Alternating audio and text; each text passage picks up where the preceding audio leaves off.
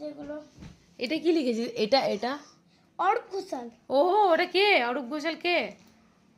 অরূপ ঘোষালটা কে হয়? বলছি অরূপ ঘোষালটা কে হয়? দাদা। প্রতিদিনের মতন আজকে কিন্তু সকাল থেকে ব্লগ স্টার্ট করলাম আগের দিন রাত্রি থেকে। সকাল এখন কটা দেখতেই পাচ্ছেন। এর মধ্যে কিন্তু আমরা স্নান টান করে রেডি হয়ে গেছি, কারণ আমাদের আজকে খুব সকাল সকাল গাড়ি আসবে। আর মাকে বাবাকে নিয়ে আমরা যাচ্ছি পানাগড় ডাক্তার দেখাতে। শুধু যে ডাক্তার দেখানোর উদ্দেশ্য সেটা নয়, ঋষির আসল উদ্দেশ্য রয়েছে। চলুন সেটা এবার আপনাদেরকে বলি। আগের দিন যে লিস্টটা দেখলেন রাত্রিবেলা ঋষির হাতে ছিল, সেটা হচ্ছে সেই ক্যান্টিনে গিয়ে কি কি কিনবে তার লিস্ট।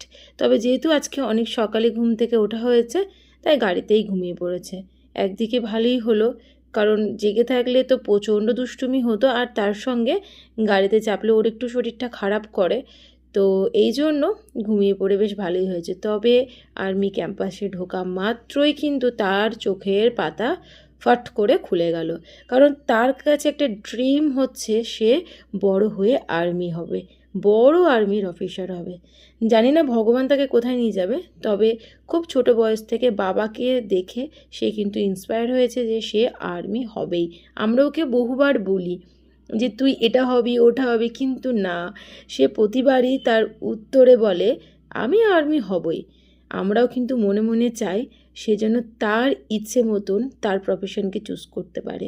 ঋষি ভেতরে আসার পর থেকেই দৌড়াদৌড়ি শুরু করে দিয়েছে যে কতক্ষণে বাবাদের ডাক্তার দেখানো কমপ্লিট হবে, আর ও ক্যান্টিনে গিয়ে ওর পছন্দ মতন খেলনাগুলো কিনবে। আলটিমেট বাবাদের ডাক্তার দেখানো হলো। এখন বাজছে প্রায় 1:20। এই সবে ব্রেকফাস্ট করলাম, ইডলি, আমার ভীষণ পছন্দের একটা খাবার। আর এদিকে কিন্তু ক্যান্টিনও খুলে গেছে, বাবার জন্য আমরা অপেক্ষা করছি। তারপরে কেনাকাটি করে চললাম আবার আরেকটা ক্যান্টিনের উদ্দেশ্যে। সেখানে অনেক কিছু জিনিসপত্র পাওয়া যায়। আজকে আমরা অনেকটা লেটে যেহেতু ক্যান্টিনে গিয়েছিলাম, তাই খুব একটা বেশি জিনিস আমরা কিন্তু কিনতে পারলাম না। ওই যে দেখতে পাচ্ছেন ঋষি দৌড়াদৌড়ি করছে, এই ক্যান্টিনে আসলাম, কিন্তু এই ক্যান্টিন বন্ধ হয়ে গেছে। এখানে টাইম হচ্ছে 1টা, আবার খুলবে হচ্ছে সেই বিকেল 4টে। তাই আর কি করব, যা কেনাকাটি হয়েছে সেগুলো তো সব গাড়িতেই রয়েছে। ঋষি একটু খেলাধুলো করলো, তারপরে চললাম এবার বোলপুরের উদ্দেশ্যে।